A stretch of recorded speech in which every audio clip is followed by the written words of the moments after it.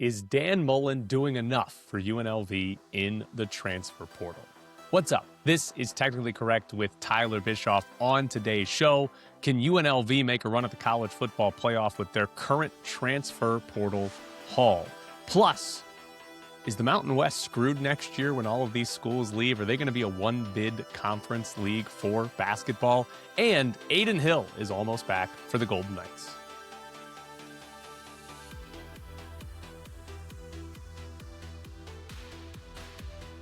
A big thank you to Battle Blast Las Vegas for sponsoring the show. Check out BattleBlastLV.com if you're looking for some laser tag in Las Vegas. But we start today's show looking at UNLV football.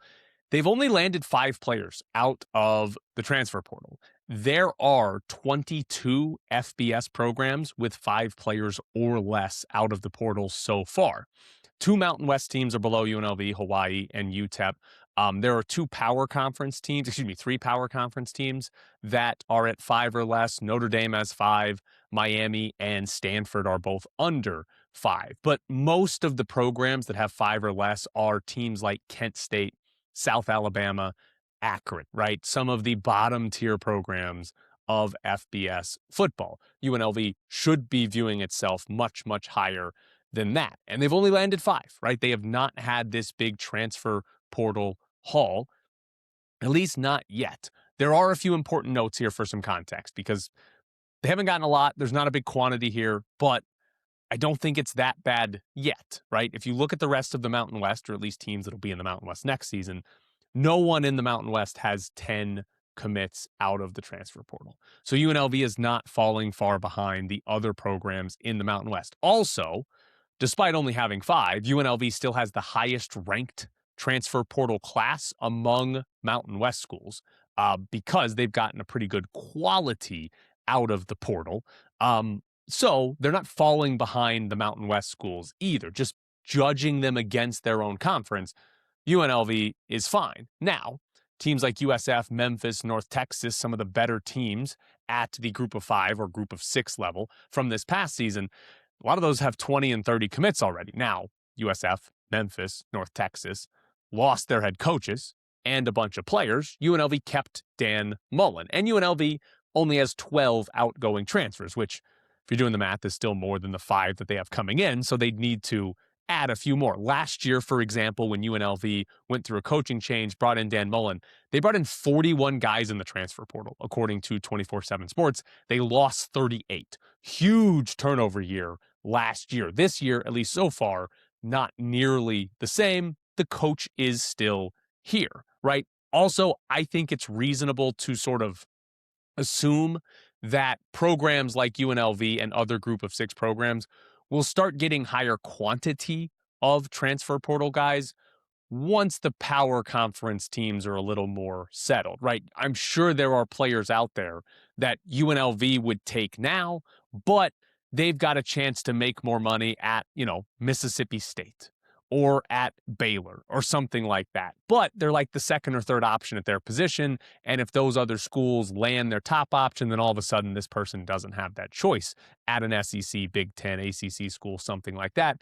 And they turn to UNLV. I would guess there would be some players like that end up at UNLV in other group of 6 places. But I have 2 questions for you, right? First one is this. Do you want a heavy high school recruiting program?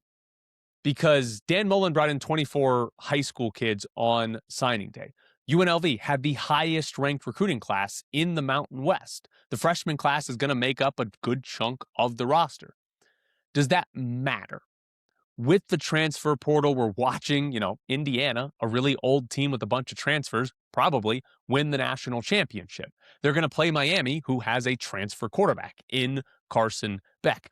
Building through high school recruiting is as unimportant as it's ever been in college football. And you'd rather have a good incoming class than a bad one. It's not bad that UNLV has a good recruiting class, but how would you prefer to build a roster? If I gave you the option of 25 incoming freshmen and 5 incoming transfers, would you rather have that or 15 and 15?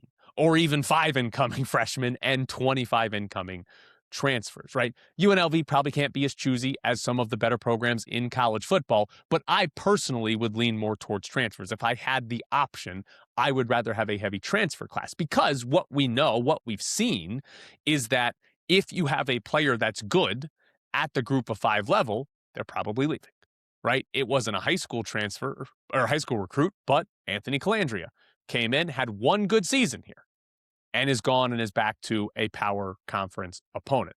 So the advantage of, we brought in 24 freshmen, some of them aren't going to be any good, but we're going to develop some of them. A couple of them are going to be stars. You're losing those guys, right? Like, you're almost certainly going to lose those players. The advantage of developing that freshman class isn't really there. So I'm not sitting here saying you should ignore high school recruiting. It's still going to be important. You can still find good players and probably good depth through high school recruiting. But it's less important, I think, than, say, the transfer portal or other ways to build your roster. So that's really the first one, because when we talk about the transfer portal and UNLV's lack of players in it, they did bring in a good and, fairly big high school recruiting class. The other question I have, how good should UNLV be next year? Among Mountain West teams, UNLV had the best season. Go yell at the sky, New Mexico. UNLV had the best season. They have the best incoming recruiting class of high school kids. And right now, the best incoming transfer class. UNLV should win the Mountain West next season, right? I mean, they're coming off 3 straight good seasons in the Mountain West. The conference gets significantly easier with schools leaving, and nobody's outdone them in high school recruiting or the transfer portal, at least not yet. So they should win the Mountain West next year. Is that good enough for you? Right? Is that enough? Is just being the best in the Mountain West good enough? Because if it is, then everything I just said about the transfer portal and UNLV not doing enough doesn't matter. They're doing just as well, if not better, than every team that they're going to have to beat to win the Mountain West next season. But given the last 3 years, I think it's perfectly valid to look at UNLV football and say, all right, they should be at the top of the Mountain West, and they should be competing for a playoff spot. UNLV's done that the last 2 years. I know this past year it was a very, very outside shot, but going into the Mountain West Championship game, UNLV did have a path there. If James Madison loses, UNLV has a chance to be ranked higher than Duke and go to the college football playoff. And I think that's a reasonable expectation for UNLV, right? I don't think it's hey, get in the playoffs or it's a failed season. That's absurd, obviously. But I think it's reasonable to say, hey, when we get into November, we should be talking about the playoffs with UNLV. They should be, into November, a 1 or 2 loss team that is among the top of the group of 5 programs, right? And I think that's realistic for UNLV football. And so you look at it, right? Strength of schedule might hold them back next year. There's going to be most likely a champion from the American that has the same record or better than UNLV and a much better strength of schedule. The conference they're in is going to hurt them, but reasonably, right? If UNLV gets to 10-2, there's potentially a conversation depending on everybody else. And if they're 11-1 going into the conference championship game, they're going to have a real shot. And I think 10 wins is attainable. That is an attainable goal to look for. The preseason win totals will probably be less than that, but that's an attainable goal, an attainable thing to strive for and sort of expect. And so this is why I ask, right? Has UNLV done enough in the transfer portal? Because they weren't a playoff team this past season. Have they gotten better? Probably not, right? They've probably held about even so far. They need to bring in probably a few more players out of the portal, but I'm sure they will. But they haven't looked like they've gotten better noticeably than last year. And if Jackson Arnold is bad, the quarterback, then they're probably worse. But it all depends on your expectations. I think it's fair to put sort of 10 wins up there as the expectation and in the playoff conversation. Again, not in the playoff. I think that's ridiculous, but in the conversation. And if you're 11-2 and won the Mountain West and there's an 11-2 American champ that gets in over you, yeah, it's going to be hard to hold that against you as a bad season. So that's my thoughts on it. And the transfer portal maybe not being as good as you would hope it would be. Still early. It's still mid-January. We'll see where UNLV goes from here. Now, for the players they've brought in, they lose Anthony Calandria. They bring in Jackson Arnold. Probably the most important addition is to go get a quarterback. I will say it over and over. You need more than one quarterback. They've got Alex Orji from Michigan, who barely played this past season, got hurt, but said he's coming back. They should have 2 legitimate options for a competition, right? It's not like, oh, we're just counting if this guy doesn't work out, we're completely screwed. There's no quarterback left on the roster. I think you should always strive to have two quarterback options on your team. Getting in Jackson Arnold, very, very important. The highest ranked recruit by 24/7, by the way, is Colton Thomason. He is the offensive lineman from Baylor. Obviously, the offensive line is important. They also did add to the wide receiver room with Taz Reddick, who's from Oregon State. The wide receiver room is going to look completely different next year. I think it's the top 4 receivers from last year are all going to be gone. So you're going to have a brand new wide receiver room. We'll see how good Taz Reddick is, but they need players there as well. Interestingly, though, only one defensive transfer. UNLV landed a safety yesterday from Oklahoma State, Landon Cleveland. He actually played in all 12 games for Oklahoma State. Had 33 tackles, 2 pass breakups in there. Oklahoma State was terrible last season, but he did play. A lot of the power conference transfers that UNLV gets, didn't play a lot. Colton Thomason didn't play a lot at Baylor. So having somebody that actually played, even if Oklahoma State was awful, right? UNLV probably beats them last year. It's still good. But that might be the big difference maker, is the defensive side of the ball. How many defensive starters do they get out of the portal before next season starts? So far, they've gotten what looks to be 1. They probably need more than that if they're going to be better than what they were, and better than what they were is getting into the playoffs, or at least being very, very close. Now, a little bit more on college football, because I can't believe this is still a story. We still do not know what the format is for next year's college football playoff.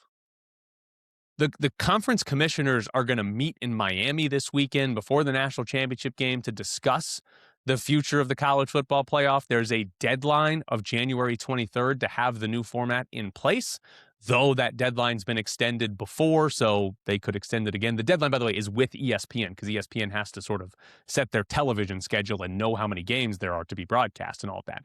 So they could extend that again. That's not out of the question. But they have a deadline of January 23rd. According to a story at ESPN, the SEC and the Big Ten obviously are the two sort of power players here that have to agree on something. And if they don't, they're just going to stay at the current 12-team format. But the SEC wants a 16-team format. And within that 16-team format, keep the 5 conference champion automatic qualifiers, and then just have the top 11 at-large teams. The Big Ten has been pushing for a bunch of different formats where power conferences would get more than 1 guaranteed spot, right? Whether it's 4 from the SEC and Big Ten and 2 from the ACC and Big 12, or 2-2-1-1, whatever it is, they want more than 1 guaranteed spot. The SEC is largely held and say, we just want as many at large as possible. But apparently, according to the story to ESPN, the Big Ten might agree to what the SEC wants for next year, and that's the 16-team format with 5 champs and 11 at large.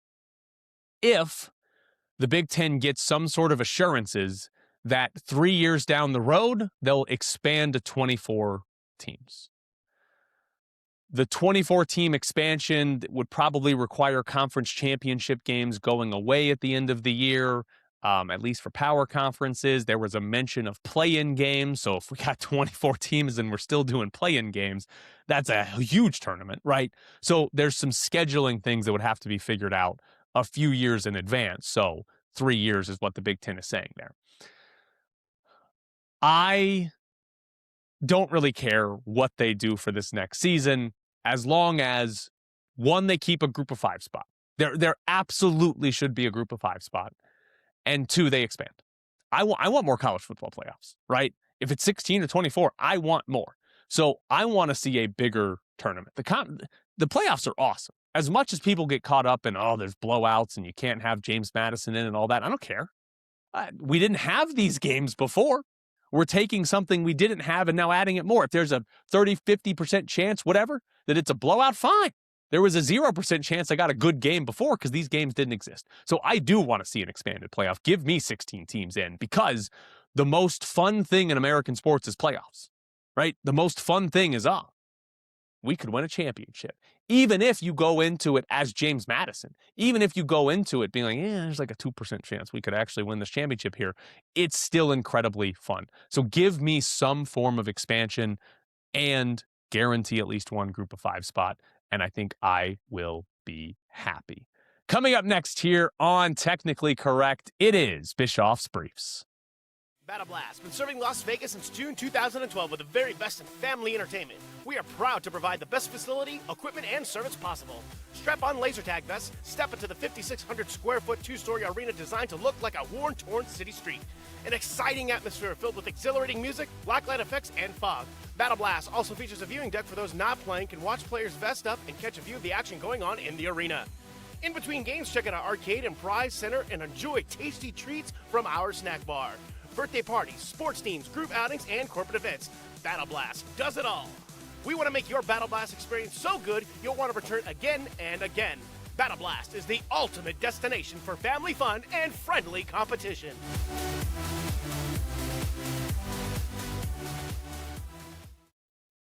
Bischoff's Briefs is brought to you by Battle Blast Las Vegas, the best laser tag in Las Vegas. Battle Blast is the perfect spot for your next event, whether it's a kid's birthday party, a corporate event, Little League season ends, whatever it is, it's the best place to go for your next party. And as I say, do it for your own birthday. Get your friends together and go see who's better at laser tag at Battle Blast Las Vegas. Plus, for whatever party you host there, there's an arcade, there's prizes, there's more than just laser tag. Battle Blast Las Vegas, located at 8125 West Sahara Avenue. Your next stop for fun in Las Vegas is Battle Blast Las Vegas. The Golden Knights are back tonight. First game of a back-to-back and against the Kings in LA. They get a road and then home back-to-back. But against the Kings, one of the teams in the Pacific that are chasing the Golden Knights. It's now a 6-point lead for Vegas over LA. LA is 5th in the Pacific Division right now. They also haven't played since the first game of the season. And then they interestingly played the Kings the last game before the Olympic break and then the first game after the Olympic break. So they'll be done with the Kings here by the end of February, done with the Kings and the Sharks because they don't play the Sharks anymore. Which, meanwhile, they've played Edmonton once. They then play Edmonton 3 times in the final 20 games of the year. So the schedule is fairly unbalanced as far as when you play what divisional opponents. So these are important games in that if the Golden Knights are going to get caught, if they're going to blow anything, it's going to be because they lose in regulation to the LA Kings, to the San Jose Sharks, right? Edmonton's right there with them. That's probably a real race for 1 and 2. I don't think the Golden Knights are getting caught by anybody other than Edmonton in the Pacific, and I actually think they'll probably hold them off too. But if they were to blow it, this is where it would happen, right? It'd be because you start losing these games to LA, to Seattle, right? Whatever it is, that's where these losses would come. Now, in regulation is probably the key there, because if you lose in overtime, they only gain 1 point on you, and this game is definitely going to overtime. Right? It almost has to, right? These two teams have combined for 22 overtime losses and 12 overtime or shootout wins. These two teams go to overtime all the time. It'll actually be disappointing if they don't go to overtime. Also, a Golden Knights win would give them their first 5-game win streak of the season. So you get to say this is the best they're playing, which came off their longest losing streak of the season. Also, an important note, Adin Hill, according to Bruce Cassidy, is traveling with the Golden Knights. He's not going to play today. Carl Lindbaum is expected to be the backup to Akira Schmid. But Bruce Cassidy said it's possible that Adin Hill does play on Thursday when they come back and take on Toronto. So that would make sense. You play Schmid in LA, you're planning for Hill to play the second of the back-to-back, and if for some reason Hill's not able to go, it's Carl Lindbaum can make that start instead. So it certainly seems like Adin Hill will be back this week, right? It seems like that's happening very, very soon and probably on Thursday. Now, Bruce Cassidy also got asked about William Karlsson and specifically was asked if Karlsson had a setback. Cassidy said a little bit and then said leave him week to week. So they're still going week to week on Karlsson. He's been out for more than 2 months. But specifically asked about a setback, and Cassidy said yes, he had a little bit of a setback. He then was specifically asked about possible surgery, and Cassidy said, not sure what will happen. That doesn't mean anything. In fact, that makes me think he is having surgery, and Cassidy doesn't want to say that out loud. Ken Bolke of Sinbin.Vegas reported earlier this week that Carlson won't be available right after the Olympic break ends, and likely won't be available for the trade deadline, and that there's a possibility he has to have surgery, which could end his season entirely. He has a lower body injury. We don't know what that lower body injury is. So the update here on Carlson, both from Ken's reporting and now the way Bruce Cassidy talked about it, none of it sounds good. It certainly sounds like Carlson is going to be out even longer, and there's a real chance he misses the rest of the season. The other two injury updates, Brandon Saad is taking longer than expected to come back. Also, Brett Howden is not traveling with the team to LA. Normally, not traveling sounds bad because you go on a 3 or 4 game road trip. It's only a 1 game road trip. So not traveling, all that guarantees is that Howden misses this 1 game against the Kings, could be back on Thursday. But no Saad, no Howden, no William Karlsson, and Adin Hill potentially coming back. That's really your injury updates there. Also wanted to note, shout out to Vegas Hockey Fan 1 on Twitter for telling me to stick to laser tag yesterday. Fantastic, funny line, right?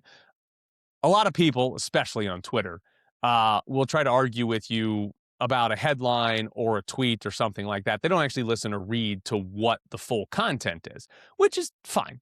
But actually, it's not. Listen to my stuff.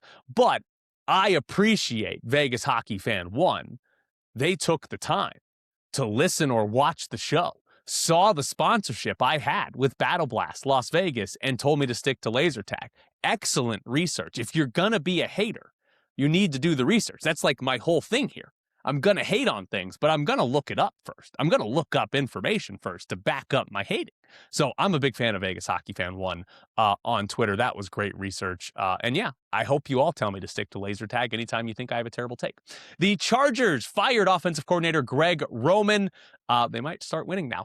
Probably the worst outcome for the Raiders is if the Chargers hire a good offensive coordinator, right? Like Mike McDaniel becoming the offensive coordinator for Harbaugh in LA.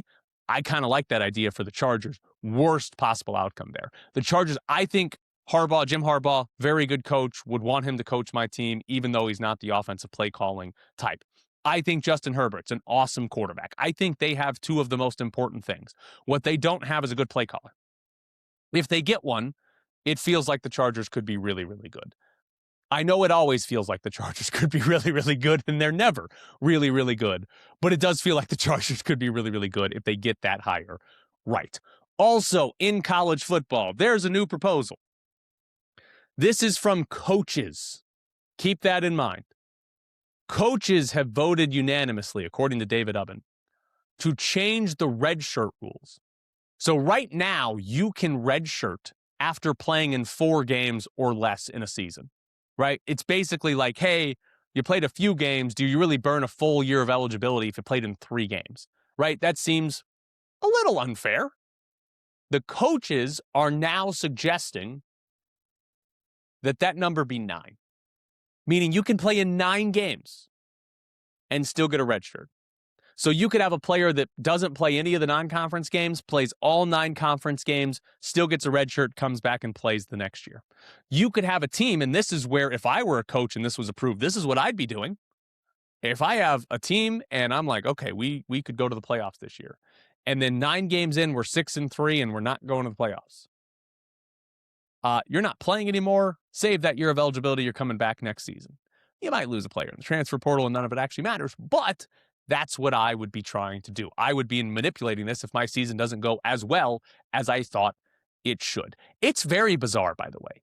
The whole idea of a redshirt year was bring a player in, you get this developmental year where they practice and learn as a freshman, and then they don't burn the year of eligibility because they weren't playing anyways.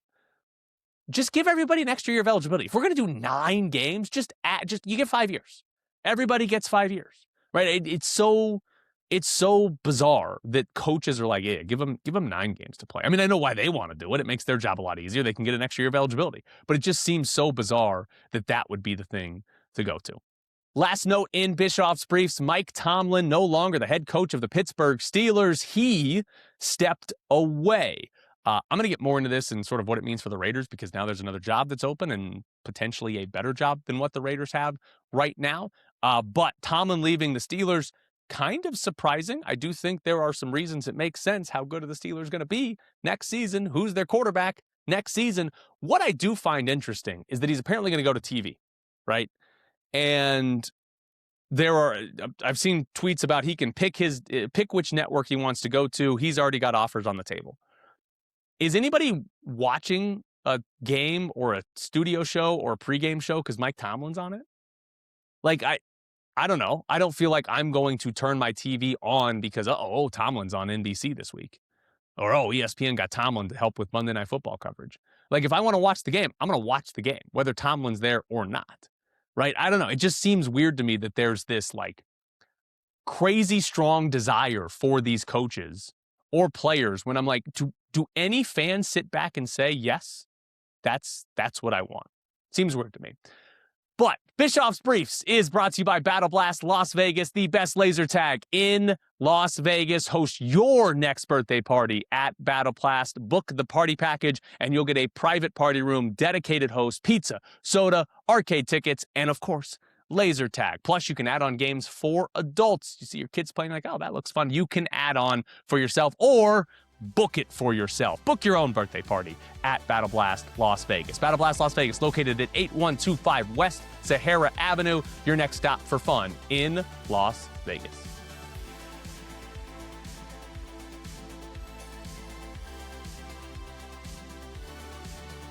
If you want more of me, I've got a Patreon, patreon.com/technicallycorrect with Tyler Bischoff.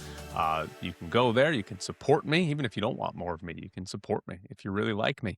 But we're going to have some extra content there. Already have a video up.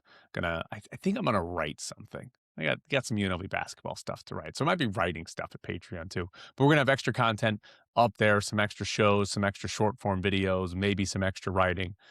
So check out my Patreon if you want to support me and get a little bit of bonus content. Now, UNLV beat Boise State last night in a thriller. I don't want to say fantastic game because I don't really think either team played that well, but it was a thrilling game towards the end, right? Like, that was a classic kind of bad team game. There were some tremendous plays by UNLV, some great possessions, some good decisions, and then they just had some horrible plays and decisions and possessions, right? Like, I was trying to keep track of it, and it was going back and forth so much that it was hard to just really put it all together. But, like, you go towards the end of that regulation, Tyron Jones steals the ball. They're winning. It's the final 30 seconds. Tyron Jones steals the ball.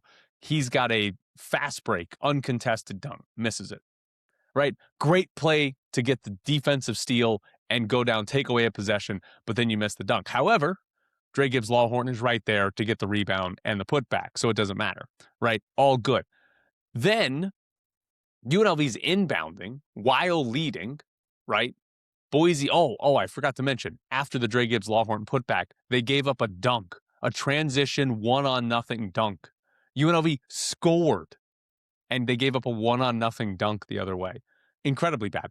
And then when they're inbounding the ball and, Boise State's got a foul, we're into the final 10 seconds or whatever it is, Howie Fleming just pushes a guy, right? And they reviewed it for a flagrant foul. It wasn't a flagrant foul, but Howie Fleming could have very easily been called, one, for an offensive foul, right? The actual foul on the ball happened before, or two, for a flagrant foul. Like, that could have been a game-losing play from Howie Fleming. And then they're up 3 with 8 seconds left. They don't foul, up 3. Boise State ties the game with a 3. Jacob Benarby just doesn't contest the shot at the end. We're going to get more into that decision a little bit later. Then we get into overtime, and you had a possession where Tyron Jones blocks 2 shots on the same possession.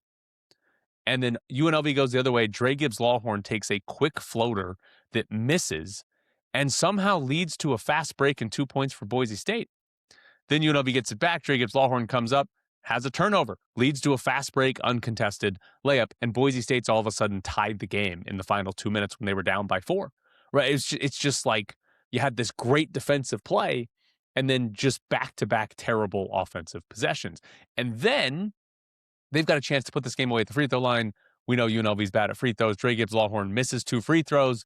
They come down the other way, and Tyron Jones blocks a layup, eliminates a shot there at the rim, right? Like, this team has been up and down all season, and we just saw the most up and down, final 5 minutes of regulation and then 5 minutes of overtime. UNLV held on to win. They made more of the good plays than the bad plays in this one, and they end up winning that game by 4 in overtime. And they've won at Stanford. They've won at Memphis. This is one of their better wins of the season, one of their better performances, even with that up and down play. And I'll say this, 2 huge performances, right? Dre Gibbs-Lawhorn had 33 points, his career high. He wasn't great late in that game. End of regulation and overtime. Dre Gibbs-Lawhorn was not good, but his offense is really why they had the lead at the end of regulation to blow, but why they had the lead there at the end of regulation. His offense was very important in this game. He's still not this fully polished player, right? He doesn't shoot well from 3, even though he's having a great season.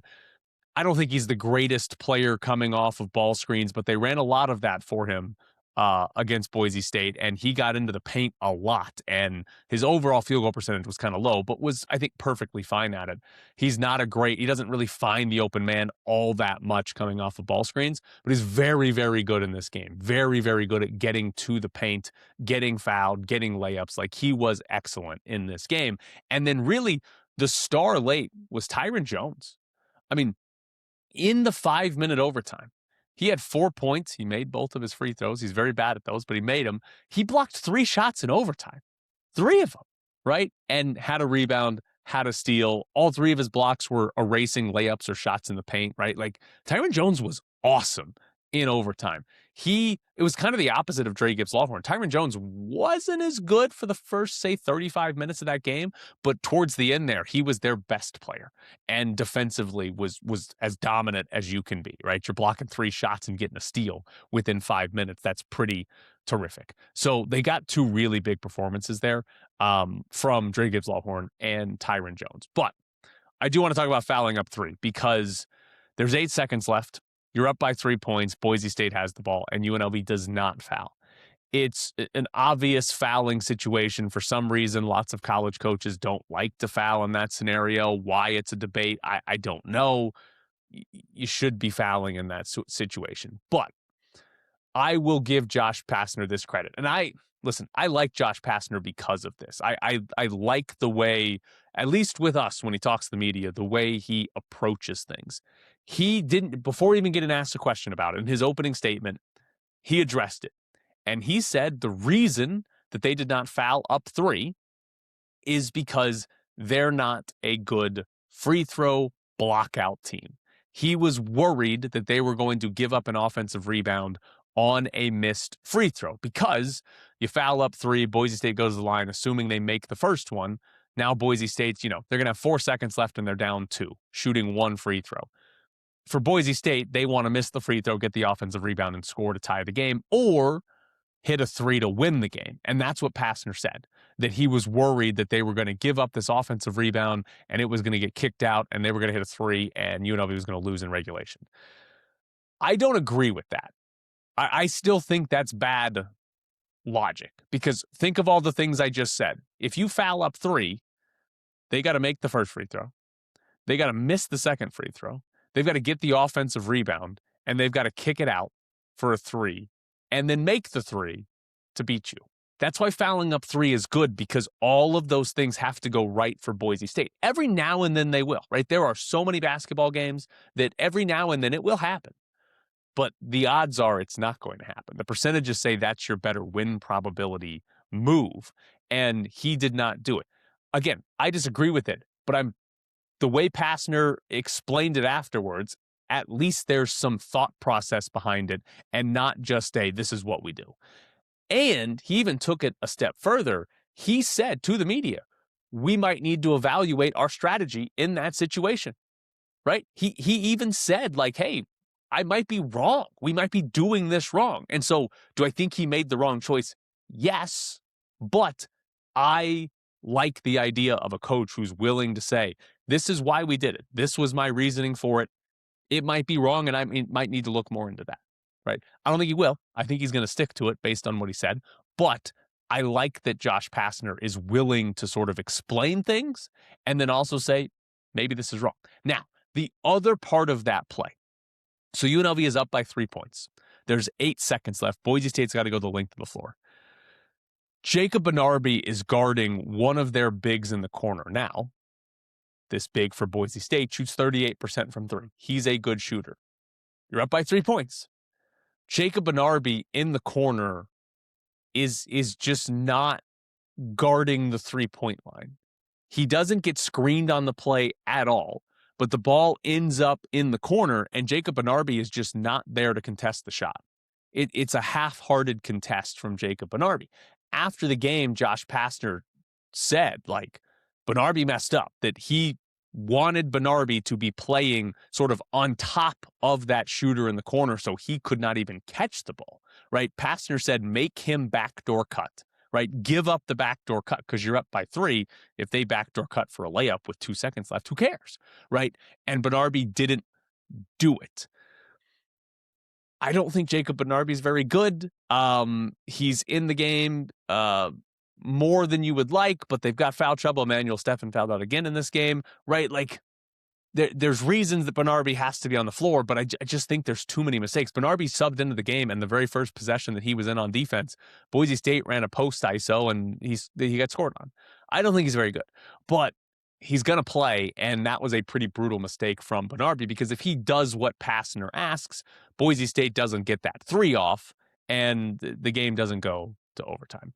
So I think Pastner made the wrong choice. Benarby screwed up the actual execution of what Pastner wanted to happen, but I think Pastner made the wrong choice, and we'll see if he changes it going forward, though, again, I don't really expect him to. One last thing on this game, by the way. Josh Pastner in the postgame press conference told us that he got a flat tire on his way to Thomas and Mack. And I guess he drove however long it was flat. I asked him afterwards, how long did he drive with it flat? And he didn't really know. But he also said that he was going to have to wait after the game to get the tire fixed. First off, Pastner doesn't know how to change a tire. I should have asked him that question after the game. But Pastner's not changing doesn't know how to change his own tire. And second, why didn't somebody change it during the game? I mean, or before the game. Pastner's not getting to the game at a tip, right? You're there early. You're telling me nobody was going out there to fix his tire, change his tire, or call somebody to come change the tire? What's going on there?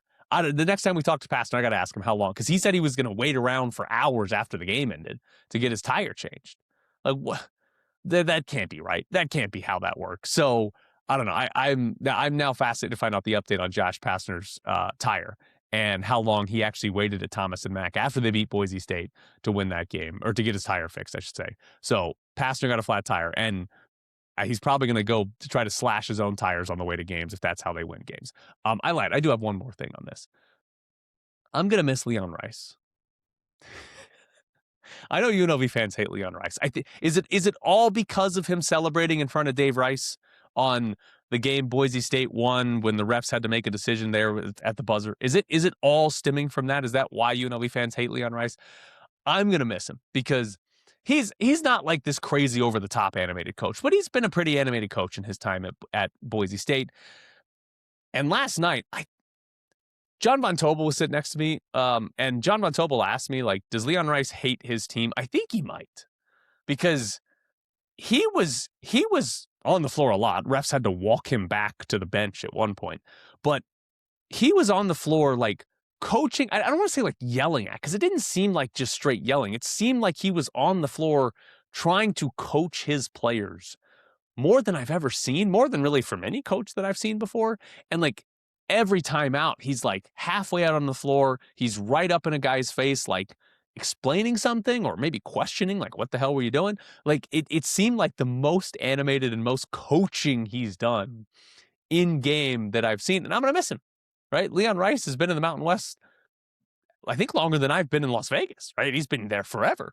And Boise State's leaving the Mountain West. UNLV's, I mean, I guess they could schedule him in a non-conference, but UNLV's not going to play Boise State every year. We're not going to get Leon Rice every year. I'm going to miss it. And by the way, for UNLV fans that still hate Leon Rice for cheering in Dave Rice's face after that win, perfect. Sports is for the illogical hatred. Sports is for the like, oh my God, what'd you do? You fist pump and yelled after you won a game? Oh, fuck you, dude. I'm never going to be a fan of you again. That's what sports is for. That's what I do, right? So I am going to miss Leon Rice. It's a lot of fun when you have Leon Rice around. So yeah, we'll see. So that's it. UNLV got to win. Fun win.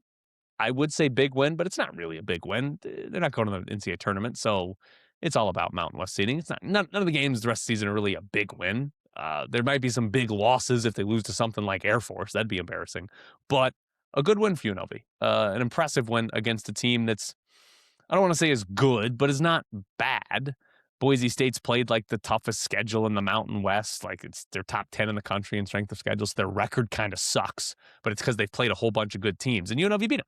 So it's a pretty solid win for UNLV overall. Again, shout out to Battle Blast Las Vegas for sponsoring the show. Also check out my Patreon, Technically Correct with Tyler Bischoff on Patreon.